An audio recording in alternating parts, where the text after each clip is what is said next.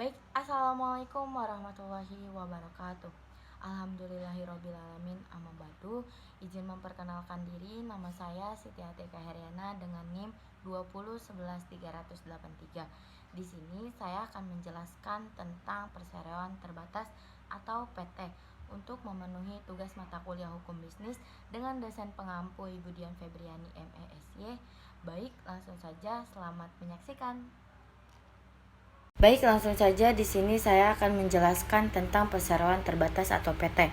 Perseroan terbatas atau PT yang dulu disebut dengan non-lawfellowship atau NV adalah suatu persekutuan untuk menjalankan usaha yang memiliki modal terdiri dari saham-saham yang pemiliknya memiliki bagian sebanyak saham yang dimilikinya, karena modalnya terdiri dari saham-saham yang dapat diperjualbelikan. Perubahan atau pemilikan perusahaan dapat dilakukan tanpa perlu membubarkan perusahaan tersebut. Perseroan terbatas atau PT merupakan perserikatan beberapa pengusaha swasta untuk menjadi satu kesatuan untuk mengelola usaha bersama, di mana perusahaan memberikan kesempatan kepada masyarakat luas untuk menyertakan modalnya ke perusahaan dengan cara membeli saham perusahaan.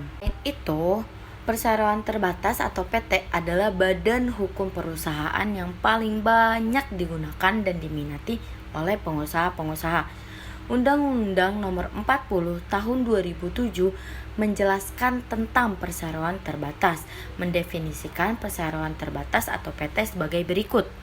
Perseroan terbatas adalah badan hukum yang didirikan berdasarkan perjanjian yang melakukan kegiatan usaha dengan modal dasar yang seluruhnya terbagi dalam saham dan memenuhi persyaratan yang ditetapkan dalam undang-undang, isi serta peraturan pelaksanaannya.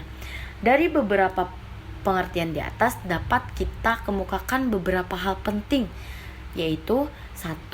Bahwa perusahaan terbatas merupakan suatu badan hukum perusahaan untuk melakukan suatu kegiatan. Yang kedua, pendirian perseroan terbatas dilakukan atas dasar suatu perjanjian antara pihak-pihak yang ikut terlibat di dalamnya. Yang ketiga, pendirian perseroan terbatas didasarkan atas kegiatan atau ada usaha tertentu yang akan dijalankannya. Yang keempat, perusahaan pendirian perseroan terbatas dengan modal yang terbagi dalam bentuk saham. Yang kelima dan yang terakhir, perseroan terbatas harus memenuhi persyaratan yang telah ditetapkan dalam undang-undang serta peraturan pemerintah lainnya. Dalam PT perseroan terbatas ini memiliki kelebihan dan kekurangan. Bentuk badan usaha perseroan terbatas atau PT memiliki kelebihan dan kekurangan. Adapun kelebihannya yaitu memiliki masa hidup yang tidak terbatas. Yang kedua, memisahkan kekayaan dan hutang-hutang pemilik dengan kekayaan dan hutang-hutang perusahaan. Yang ketiga, kemampuan keuangan yang sangat besar. Yang keempat, kontinuitas kerja karyawan yang sangat panjang. Yang kelima, luasnya bidang usaha yang dimiliki. Dan yang terakhir, kewenangan dan bertanggung jawab yang dimiliki terbatas kepada modal yang telah disetorkan. Nah, kita lanjut kepada kekurangannya. Yaitu yang pertama, pajak yang besar karena PT merupakan subjek pajak tersendiri, sehingga bukan perusahaan yang kena pajak, tetapi dividen yang dibagikan kepada pemegang saham juga kena pajak. Yang kedua, penanganan aspek hukum yang rumit karena dalam pendirian PT tersebut memerlukan akta notaris dan izin khusus untuk usaha tertentu. Yang ketiga, biaya pembentukan yang sangat relatif tinggi dibandingkan badan usaha lainnya. Yang keempat atau yang terakhir, kerahasiaan perusahaan kurang terjamin karena setiap aktivitas perusahaan harus dilaporkan kepada pemegang saham. Baik, di sini saya akan melanjutkan materi selanjutnya, yaitu jenis-jenis dan ketentuan perseroan terbatas. Dalam praktiknya, jenis perseroan terbatas terdiri dari yang pertama ada dari segi pemiliknya. yaitu ada beberapa poin. Yang pertama, perseroan terbatas biasa, yaitu merupakan PT yang dimana para pendiri, pemegang saham, dan pengurusnya adalah warga negara Indonesia dan Badan Hukum Indonesia, dalam artian tidak ada modal asing. Yang kedua, PT perseroan terbatas terbuka, yaitu PT yang didirikan dalam rangka penanaman modal dan dikemungkinkan warga negara asing atau badan asing menjadi pendiri, pemegang saham, atau pengurus PT tersebut. Baik, selanjutnya ada PT Persero, yang dimana PT ini dimiliki oleh pemerintah melalui Badan Usaha Milik Negara atau BUMN.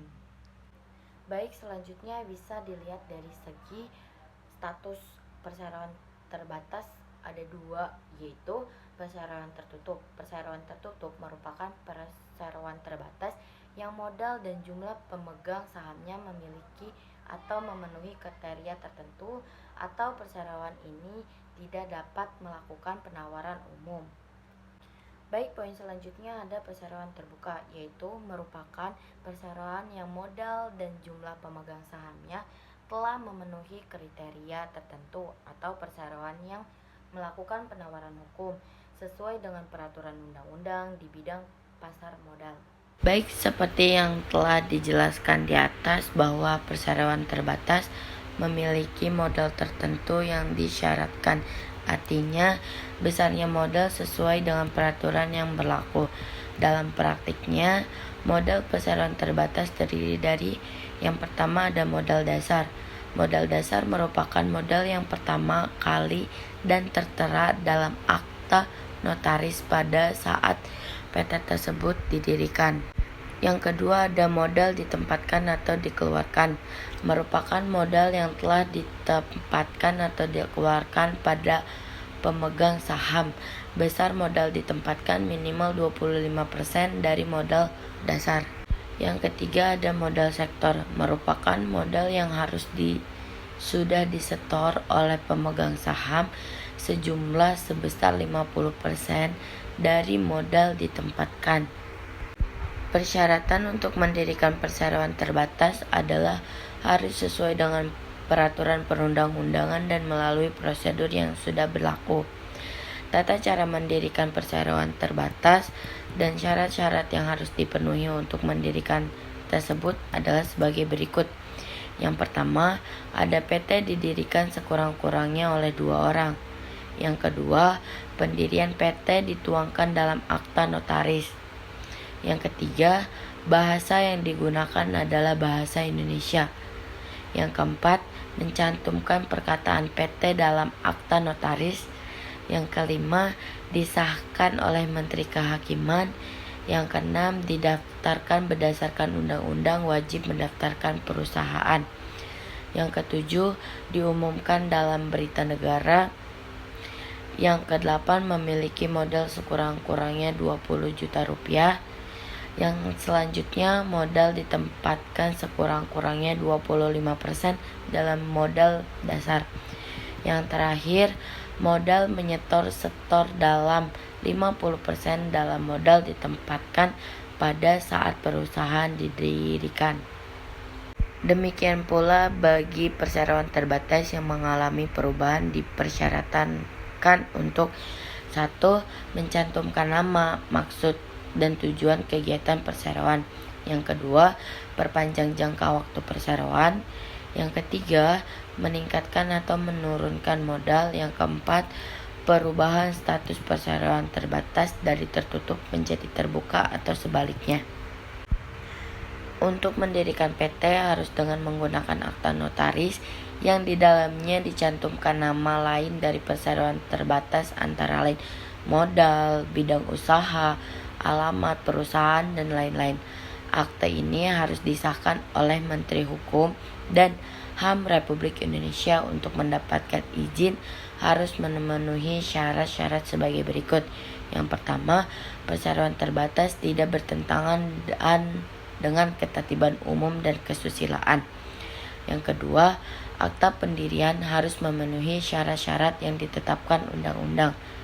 Yang ketiga, modal yang ditempatkan saling sedikit dan disetorkan adalah 25% dari modal dasar sesuai dengan nomor Undang-Undang Nomor 1 Tahun 1995 dan Undang-Undang Nomor 40 Tahun 2007 keduanya tentang perseroan terbatas.